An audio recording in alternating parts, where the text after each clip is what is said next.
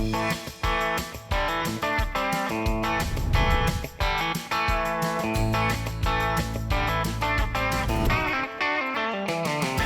welcome to another episode of the Free Thinkers Podcast, the show that believes in free speech, original thought, desire for truth. Hope everyone is having a great week.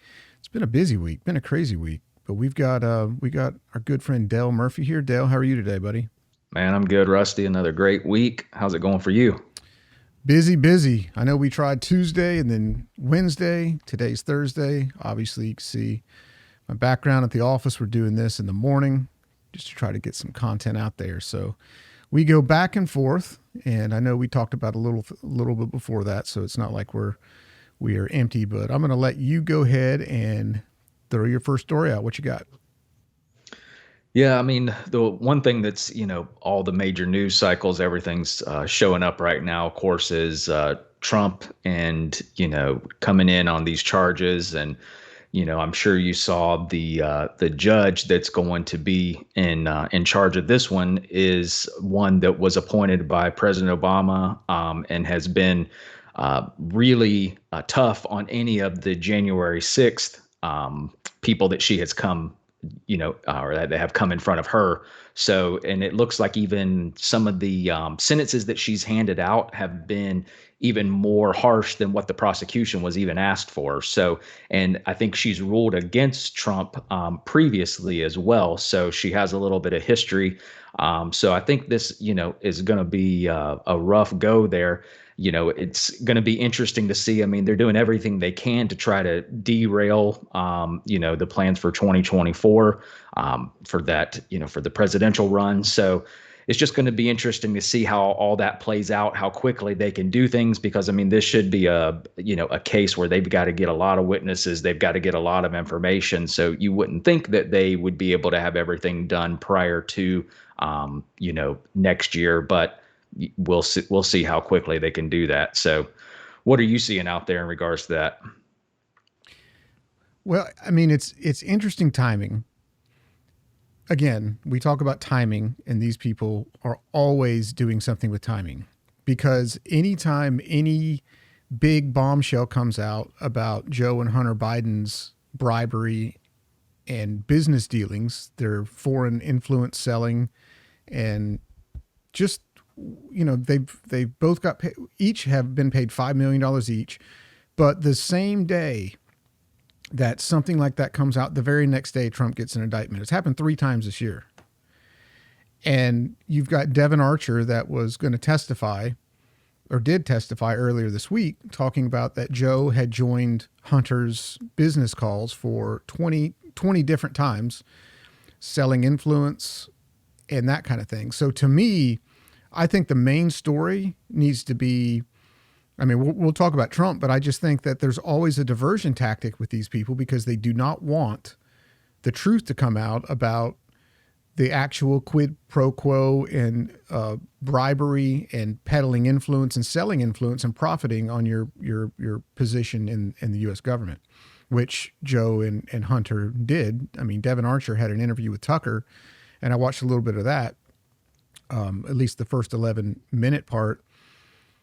And I mean, 20 different times they did that, and Burisma was going to go under unless that prosecutor was fired. Joe Biden is on camera saying that he was withholding $1 billion. That's a quid pro quo, this for that. That's what that means in Latin. And he said, the famous SOB, he got fired.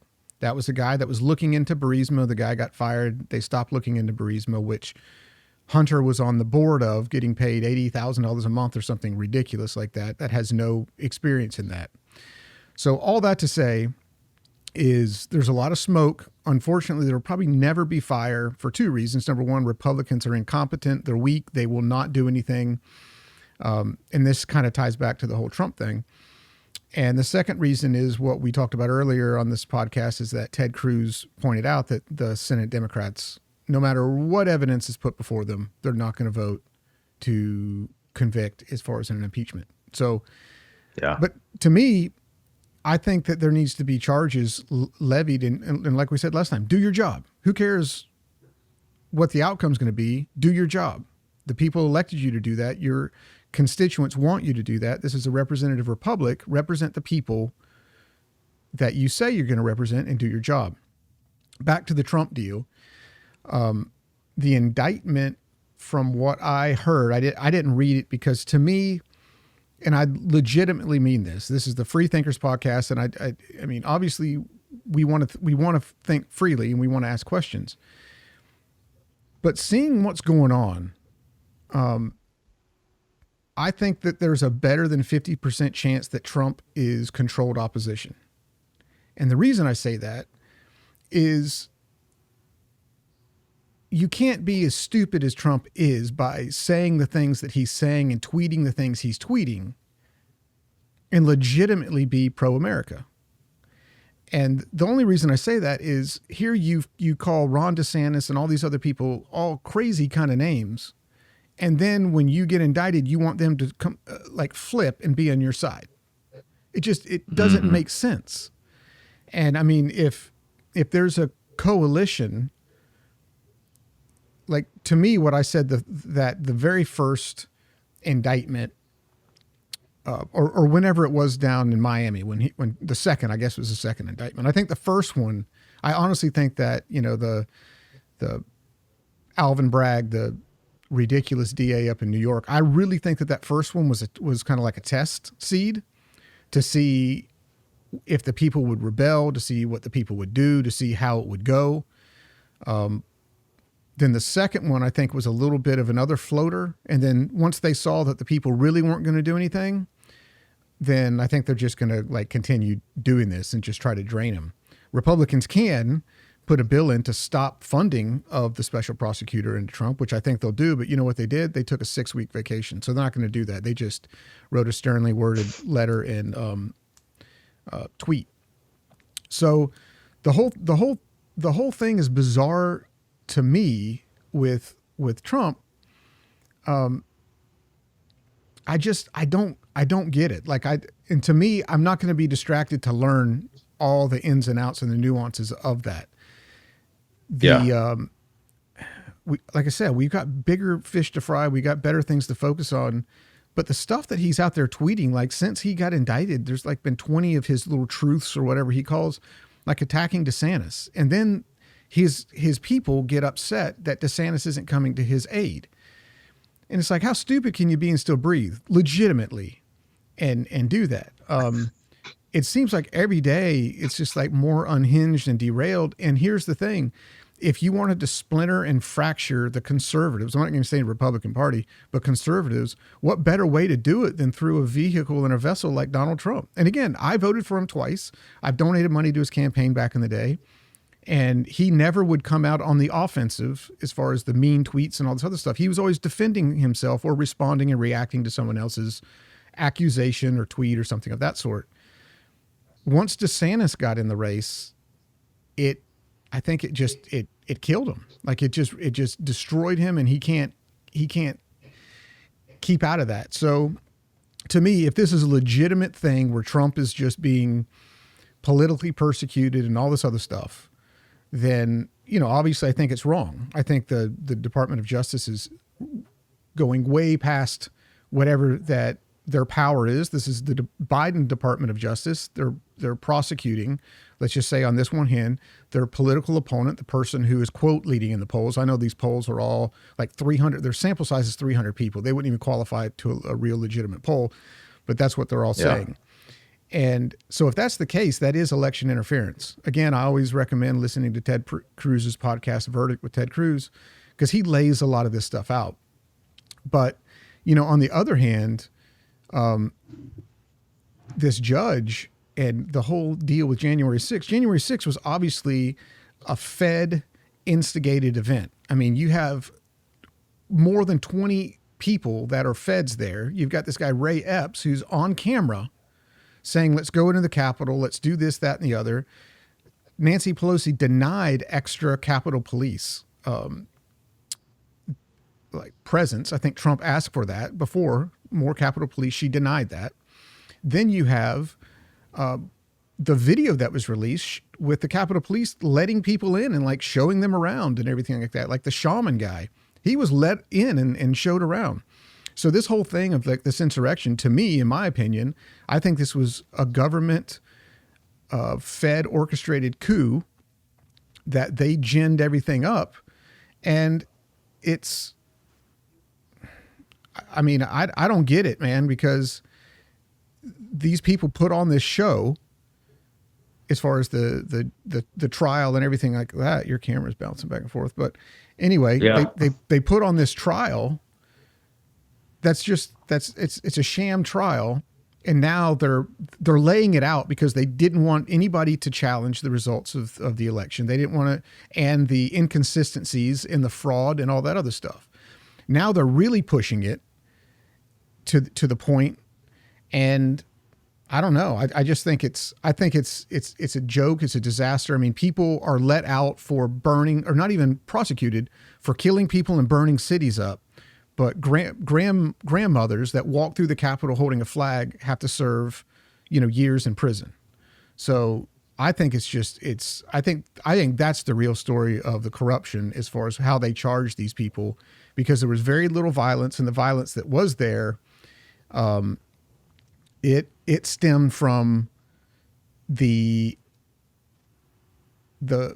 feds and the Capitol Police. That the only person that was shot was Ashley Babbitt. She was shot by that Bird guy, who,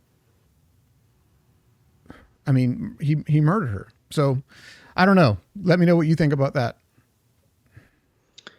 Yeah, I mean, it is, it all is a big timing thing. There's definitely a lot of things going on in the background that we don't know about. And it's always, hey, look over here, don't look at this, look at what's going on over here, so that we can, work on this stuff over here, so that this doesn't become such a big story. So yeah, I definitely agree that, there's definitely a tactic, because all this stuff, could have come out. There could have been, if they were going to, to make these charges and everything, all this stuff could have come out, almost a year ago.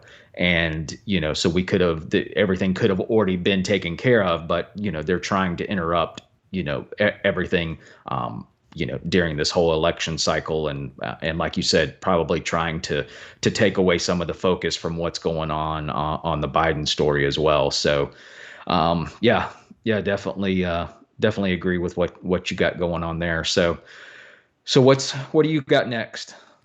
Man, I don't know what's going on with this camera. We're using Skype and this thing's bouncing all over the place. So we're just gonna. It's fine. They can just have the exactly. close up of they me. just It'll be fine. It's gonna probably bounce right back. So whatever, man. Whatever. Yeah. No, I mean, I think this week, one of the stories I was gonna talk about and play was this whole farce of electric vehicles. But I mean, I've got a couple stories queued up. What we'll do is we'll get to that next week, because I've got some stories. I left them at the house, but I think we were talking about earlier. We just saw the news come across that DeSantis and Gavin Newsom are going to debate, which I think is going to be very interesting. And like I said to you earlier, I think I would be very, very, very nervous if I was DeSantis. And the only reason I say that is because Gavin Newsom is a well-trained and just a really, really slick liar. I mean, here's a guy that just does reprehensible things. His state is absolutely in horrible condition, and people are leaving it in droves. Homelessness is up, just crime is up, and they've got gun laws and all this other stuff. But this guy's slick. I mean, here's the thing: is like, look at Obama. I mean, he has zero substance, but he could communicate, and he was a community organizer and all this other stuff. And so, to me, I know if you have the truth, people aren't interested in facts. People aren't interested in the truth. They're interested in propaganda. They're interested in talking points. They're interested in social or virtue signaling and what makes them feel good. There was a clip from Turning Point USA earlier today that I heard. I didn't have time to put it in the program, but it was a lot of people. It was a man on the street interview, and they asked all these kids at this university. I can't remember what university it was, but what the purpose of the Declaration of Independence was. And a lot of them said for slavery. Of course, everyone goes back to slavery. They think everything was about slavery, and they think the Civil War was fought about slavery, which it wasn't. That was at the very end. that's what Lincoln was able to use to kind of gin things up. But there were slaves in the North too. People don't realize that. That's history that's not even discussed or talked about. Yeah, there were slaves that fought for the Union, but there were also slaves that fought for the Confederacy. So it's interesting because it's like, and then they're like, well, that was for us to break away from Thomas Jefferson. That was us to break away from France or Spain. Or it was the most bizarre thing you've ever seen. So here's the thing, like if you're DeSantis and you're actually like going at things with facts, all Gavin Newsom has to say is that's not true. Even though it is true, all they have to say is that's not true. They'll believe it. And then what is DeSantis going to do? Like they're going to actually look that up and fact check it. They're not. Right. And even these fact checkers are bought and paid for. We looked that up a long time ago on this show, as far as for COVID and all this other stuff. They were fact checking things, and you're talking about dancing on tulips here with commas in the wrong place. And that, I mean, it's just, these guys are really, really, really bad. So to me, I mean, look at the White House press briefings. That lady is literally paid up there to lie. She is, her and Kamala are in a photo finish for the dumbest person on earth, I think. But you've got, like, literally she'll stand up there and lie and then leave. Yeah. And then the news will report on it as fact. And there it goes. So to me, I mean, you're not having a debate based on substance and based on what's going on, because DeSantis can say, yeah, you've got homelessness up, this, that, and the other. And Gavin Newsom said, that's not right too. So, they're fudging facts like crazy. For instance, the Biden administration says that they've created more jobs than Trump did.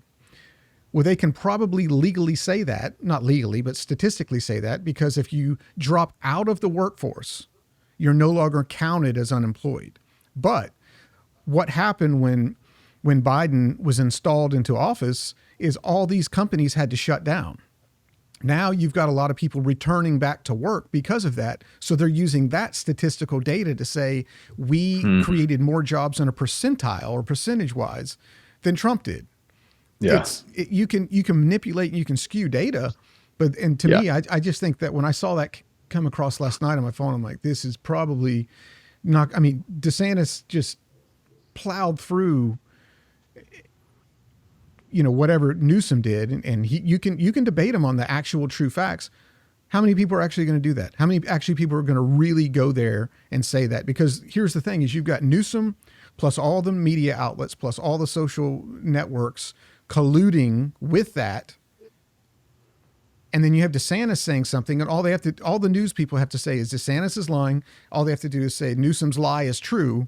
And now we've reversed everything, gaslight the public, and they're going to go with it. That's what they've always done. That's what they will do. That's what I think about it. What do you think? Well, I think it's interesting, just the dynamic of them two, debating, where it just calls into question, what's the play for Newsom? Is he trying to get, into to show the Democrats and he wants to get the nomination, or is he backing Joe and he's just coming in because he wants to, try to undermine DeSantis and his campaign? And even though right now, in all the polls, whatever you want to look at and believe, he's well behind, Trump on the Republican side. But, what do you think there? I mean, is it something where you think that Newsom is actually trying to come in and show that he's ready, and that later on they're going to basically retire Joe and try to put Newsom into the position for the Democratic nomination? Or do you think it's just a game right now that they're just trying to basically put the death nail in the coffin for DeSantis' campaign for president? I think there's a little bit of both, to be honest with you. And here's the thing: is Kamala is just, she's so bad on both sides. Like you brought up in a story on our earlier podcast that she had the worst rating of any vice president in history. Well, they asked her about that, and she's like, well, we also have polls that show that that my rating is up. All right. Again, she doesn't have any references, but the news people don't ask the follow-up question, like, what poll is that, or anything of that sort. Right. So again, these people can just say something and the news will take it, move to the next question, and people think, oh, well, there's another poll that's up. Not true whatsoever. Not even happening. Yeah. But Newsom is somebody that I think is groomed for the position. When you like again, when you can have someone that's that slick, that's a communicator like that, to me, he's like honestly the white version of Obama. So he's got 50%. I mean, Obama was half and half, but anyways, this guy's like that. He's just a flat out liar, but he's good at it and he convinced people. And I think he's a good communicator. People anymore, they don't really go based on, it's a personality contest, right? I mean, here's the thing. It's how you feel. It's how they make you feel. It's how you communicate.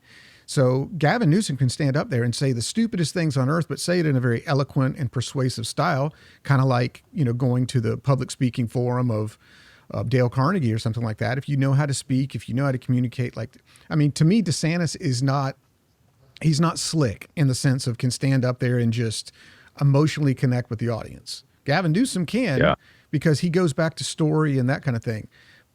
His substance is horrible. As a person, he's horrible. He's just he's an evil person. He really is. I mean, the stuff that he's done is very, very, very evil.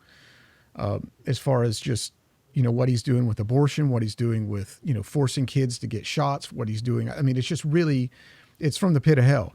He smells like sulfur, but sometimes that's an enticement. I mean, look what, what does the Bible say about the enemy? He's deceiving, he's a liar, but he's conniving. And he has a form of beauty. Right. And so, I mean, Newsom's a good looking fellow, slick hair, fit, this, that, and the other, can speak well. But I mean, to me, I think that's who the Democrats have on deck. I don't think that I think DeSantis maybe sees where the puck is going. Like Rush Limbaugh says, he goes, I didn't ever, or Gretzky would say, but Rush Limbaugh would always quote him, that I didn't skate to where the puck was. I skated to where the puck was going.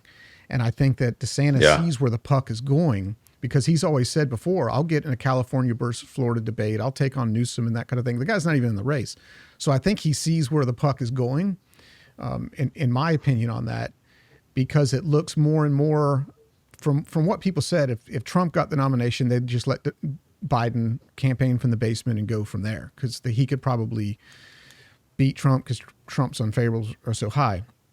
Now that they see maybe Trump's not going to be even able to be in the race, they've got to put someone in to fight DeSantis, which would be Gavin Newsom. So to me, I think that that's almost kind of what they're doing. I think that's the direction they're going because Kamala, there's nowhere on earth that could be realistic for even Democrats. I think that even Democrats are like, seriously. I mean, she's a fake person of color. I mean, there's no black in her, but she's claiming to be black. Her parents are Indian and Jamaican. I mean, not even close, but she's claiming to be that. She goes and speaks jive, not jive, but, Ebonics and that kind of thing or whatever when she gets, within a black crowd and like Hillary did.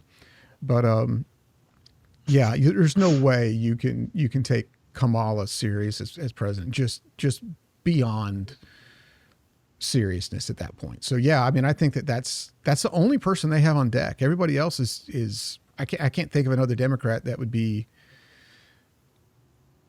realistic.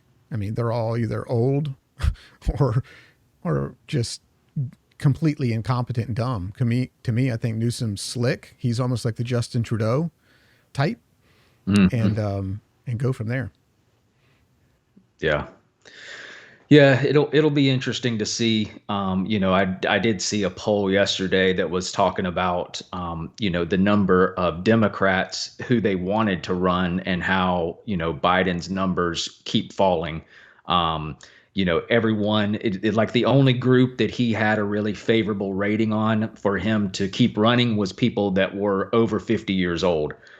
Everybody else that was under that age demographic, wanted somebody else in the position, for the nomination. So, maybe it's something where the Democrats can kind of see, the writing on the wall and the fact that, there's no way in the world that Biden could get out there and actually, hold a real debate with Trump or DeSantis.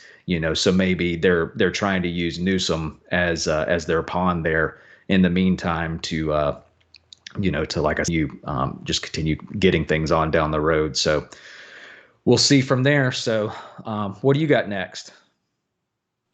I got one more story that I thought was pretty interesting, and it kind of goes par for the course here. But there's an article I saw.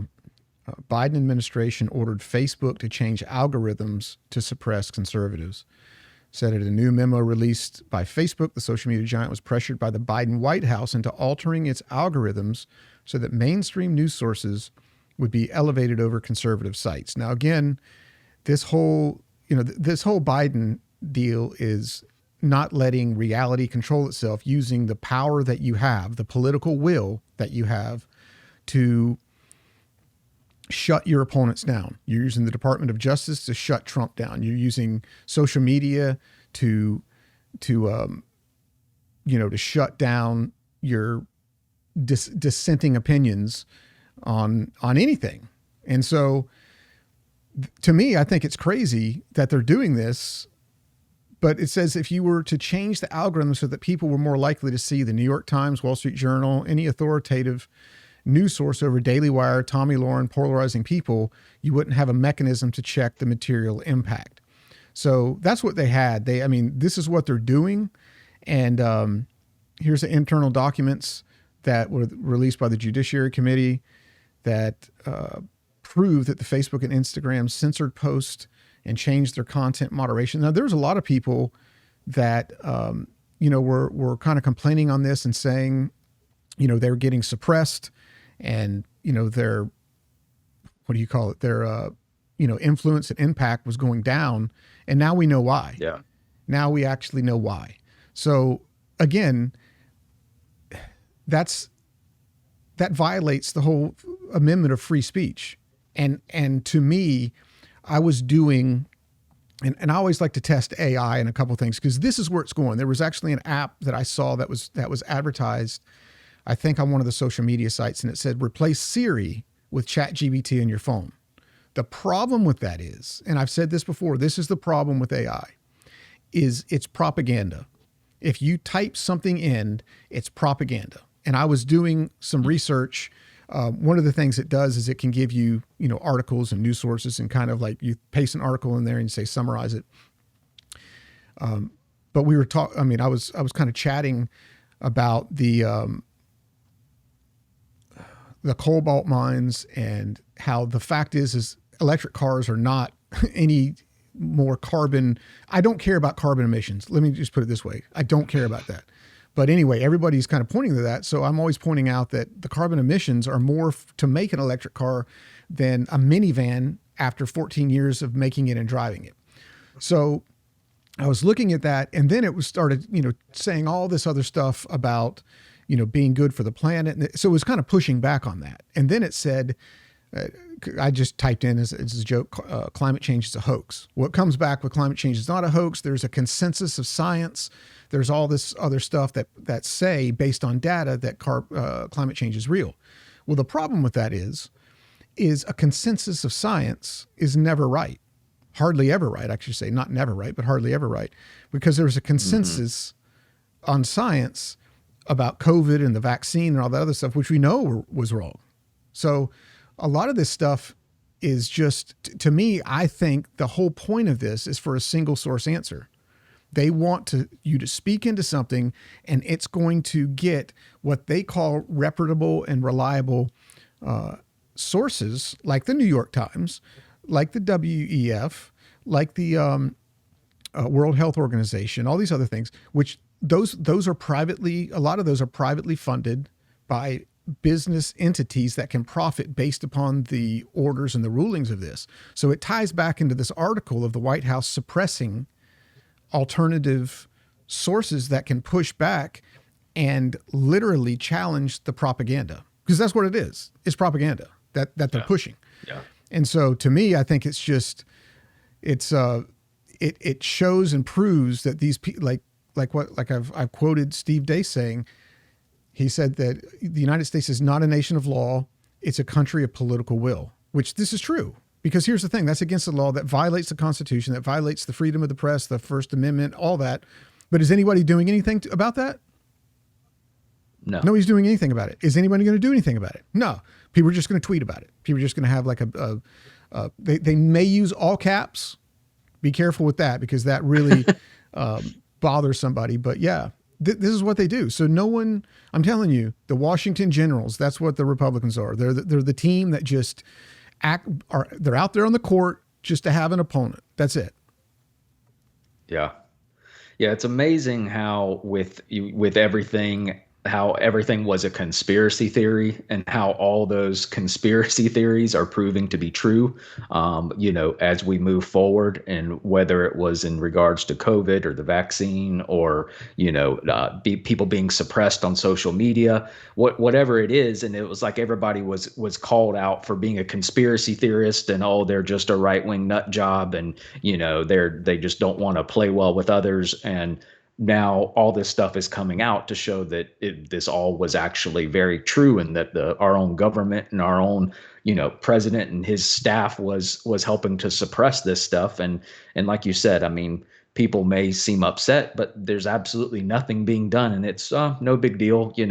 Whereas if the shoe was on the other foot, and this had been the Trump administration doing that, and suppressing left-wing information, I mean, dude, it would be the end of the world. I mean, they would burn the world down. So, yeah, I mean, we can talk about it, but unfortunately, it doesn't seem like there's going to be a whole lot that's going to be done, because people are just just say, hey, this is the way it is, and we just have to learn to live with it and move on. So, sad state of affairs that we got going on right now. Stuff that's this newsworthy come out, and, we just kind of basically shrug our shoulders and say, oh, well, yep, that's what we figured, and move on with life. Yeah. I mean, I think that's where we put so much stock and stake into politicians doing the right thing. But again, they're most all up there for themselves when you think about it. I mean, they're sitting pretty. And I think I would highly encourage everyone to watch that interview with Tucker Carlson and Devin Archer, because it just lays out that Washington, like even Tucker said, there's no business in Washington. Like, as far as like business is, it's just selling influence. Everyone's selling influence, and everybody that is in Washington has political backers and financial backers that they'll back that campaign. I want to say, if you're running for the Senate, you need between $10 and $14 million to have that campaign effectively work. Wow. Okay. The people that donate that, the whales, let's call them, they want something in return. And they're not just giving their money for the good or for the hope that they want something in return. And the majority of the people are big businesses that want either regulations, laws, influence, something of that sort. And it was kind of eye opening when it came to that, and Tucker's interview, because that's what's for sale in Washington. And it's not just Democrats, it's Republicans. They're all for sale. Both sides, yeah. All of them are for sale. And I think we're getting to the point where I think it's so big, and this whole story is so corrupt, and there's so many people that have blood on their hands, so to speak, that that the club is not for the normal people. And the thing is it's a show. They put enough stuff out here to distract while they go and do their own thing. And it's like Ukraine. That's the biggest money laundering scheme I've ever seen in my life. And you've got $6 billion they couldn't account for in the CBO, Congressional Budget Office, and all this other stuff. Where did that go? No one's ever asking questions where that went. Then you have FTX, the crypto thing. They decided not to charge that guy, Sam Bankman-Fried. Right. He lost $200 billion of people's money, and they decided not to charge him. Yeah. To me, what that says is money went back into some crypto, that's untraceable, went back to politicians. They got it out. They did something with it. They got their hands free and clear of it. Then they shut FTX down. There goes the evidence. Now all these people are there. They're still up there putting their show on. Mm-hmm. And again, controlled opposition. That's why I come back to this whole thing. I don't know if Trump is controlled opposition or not. There's a lot of people that say he is. And the reason I question it is because of his decision making. I mean, there's Council of Foreign Relations, CFR members, like he put them crazy on his staff. You know, Bilderberg Group, all these other people that globalists. Like if he was going to drain the swamp, he did a really, really, really bad job because he like put the plug in and like put boards over the plug so nothing could actually drain. He filled it up even worse. And now everybody, I mean, it's bizarre that I always say the cult of Trump, because if you're legitimately judging a person by their actions, or if you're just so cognitive dissonance, like into that. And again, I used to think Ron Paul was a kook. Now I think he's probably one of the greatest patriots that's ever lived in our generation. I read his books. He's more constitutionally minded and sound. I was wrapped up into the Bush globalist Republican thing. I was wrong. But when I learned about that, and I learned, you know, the difference between free trade and with all nations and entangling alliances with none, which is what Thomas Jefferson said. Okay, well, that makes sense. But now we're into NATO. That's an entangling alliance. We're in all these other. We have a bases in we have over 200 bases, army bases around the world. That's what I always said to you. You let Afghanistan come put a military base in Lake Wales. What do you think's going to happen there? Yeah. Not good. But we're doing it over there because we're the people of freedom. And I mean, I know your brother served in the Middle East and all that other stuff. And you know, thank God for the people that do that, but it sucks the people up top because, I mean, you can't trust them anymore. I mean, you're leaving all this stuff behind in Afghanistan and all this other stuff. And again, back to campaigns and all that other, back to campaigns and financing. How many people in big industrial defense contractors are supporting these people that are in the Senate, that are in the House, because they want to leave the stuff back behind in Afghanistan. Why? Because we need to replenish it now. So we're going to leave trillions of dollars of stuff back there. We need to replenish it. Yeah, send everything to Ukraine. Why? We need to replenish it. We need to make it.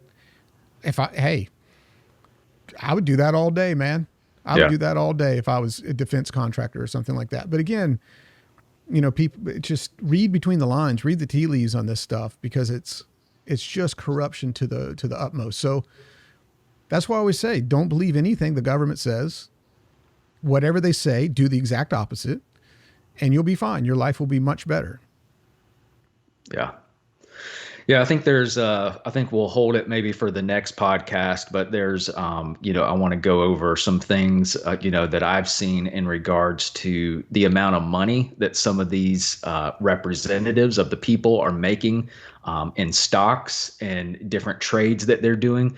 And a lot of it is in a lot of the committees that they're in charge of, that they're sitting on. And so, I mean, it's insider trading that they've got all the information, they're making all the decisions, and then they're making millions of dollars on some of this stuff. So I won't get into all that right now because we could do a whole nother podcast on that. But that's legal, right? That's right now it's legal, but they're actually Josh Hawley and then another representative has actually put in a bill to make it illegal for for people that are serving to not be able to trade. Because there's a guy, I read it yesterday, there's a guy that's actually shorting the U.S. economy right now. He's basically betting that the U.S. economy is about to tank, and he's a U.S. representative.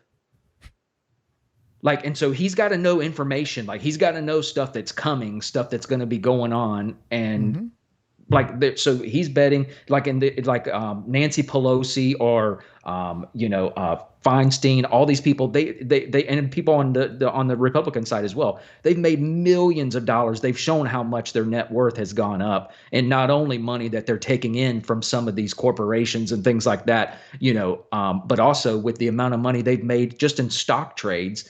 And these people aren't stock geniuses. They just know what's going to happen. They've got inside information, and then they're also helping to make the decisions on, because they're putting money into some of these companies that they're giving these government contracts to. And so they know that the government contract's about to go to this company. So they're dumping hundreds of thousands, if not $1 million into this company And then in a few weeks or a month or two, stock just goes through the roof, and Yeah. no, everybody's just like, oh, okay. So anyways, again, we'll get into that in another podcast episode, but yeah, don't get me started on that one. So Yeah, I think I saw or sometime last year the Pelosi's bought several $1 million worth of stock in semiconductors or something like that 2 weeks before they voted on that bill and the yep. U.S. funded these big companies, and they hit a windfall. But they tried to say they didn't do it. And again, no, we didn't do that. We didn't know anything about it. Okay, well, the press never ask a follow-up question ever. They just took it as, okay, that's good. Let's move on to the next one. So that'd be interesting to see, because there's so much corruption, and there needs to be term limits on these guys. Absolutely. And again, they almost, like back in the day, they got a per diem in a sense to travel to and from Washington, D.C. to do their business. It was a sacrifice to serve back in the day. And maybe they got like a small stipend or something of that sort. But yeah, I think if you serve in the Congress or the Senate, your income and your tax records need to be wide open to every single member of the public. There's Absolutely. no reason that they shouldn't be, because there's so much of this stuff going on. And it's just, I mean, it's almost like, paying for recruiting before it was legal in college football. Right. I mean, it's like, okay, well, this guy just got, the biggest job of his life, and he can't even read or write or something of that sort, like his dad or something, it's just, it's insane. But yeah, we live in a crazy world, and again, that's why I always say you can't let your emotions, you can't let your happiness, you can't let any of that stuff be dependent upon what people do or don't do, because they're not going to do it. If it's going to be, it's up to me. That's the motto you got to have to live by. And, you got to do everything like it's up to you, and pray like everything's up to God, and trust that it'll happen. There's obviously there's a lot of goodness in the world, but it's obviously there's a lot of evil in the world too. And to think that people, going back to the Bible does not say where your heart is, there your treasure is also, right? It says where your treasure is, right, there your heart is also. Yeah. The heart is directed like the rudder of a ship, and it's going to direct you where your finances go. And so that's really what's going on. The money that's being put into these politicians and everything like that is going to drive their decision, because the Bible tells us that where your money is, where your finances is, there your heart is also. It doesn't say it the opposite way. So many people get that wrong. But yeah, it's about taking care of you, your family, understanding what's going on. If people are shorting the economy, there's something to do about it. There's CBDC, central bank digital currency, that's coming out. Do not even remotely, even if they entice you with $10,000 in CBDC, say hell no to that, because that's horrible, man. I mean, the people in China, they're already living it out. I mean, if you speed, they put everything up there. It goes on your social credit score, and I mean, it's robotic speed traps that goes in your social credit score, and then you can't buy anything. And some of these stores now, they're making you scan your face before you go in, or have like a little app scan. Mm-hmm. We're staying with cash, and I'll do my own thing before I'll do that stuff. If I wouldn't wear a mask, you think I'm putting CBDC on my phone? Right. No, sir. No, sir. No, sir. And they're trying to make that come back too. They're trying to make masks come back too. So yeah, good luck. Good luck. Yeah. Good luck. Yeah. So anyway. All right, man. Well, that's the diatribe for today. So yeah, I'm going to cover, next week, I think we're going to look into these cobalt mines, because I did a lot of research into that. Hold on. Okay. Excuse me. And you bring up the money. Yeah. The finances and all that other stuff. And Sounds good. That'd be a good thing to go, because I think there's a lot of money that's correlated and connected with those two things too. Yeah, probably so. Between this whole green New Deal and the money they're taking. So that should be interesting, because there's a lot of companies are investing in that are making a lot of money off of this sham. So anyway. All right. Well, we'll catch up next week and do that. So until next time, I thank everybody for watching, and we always encourage you to subscribe. Apple Podcasts, Google Podcasts, anywhere podcasts are, and then go to freethinkerspodcast.com, sign up for our email newsletter, and we'll send it to you when we come out. So until next time, have a great week. Love y'all. See you.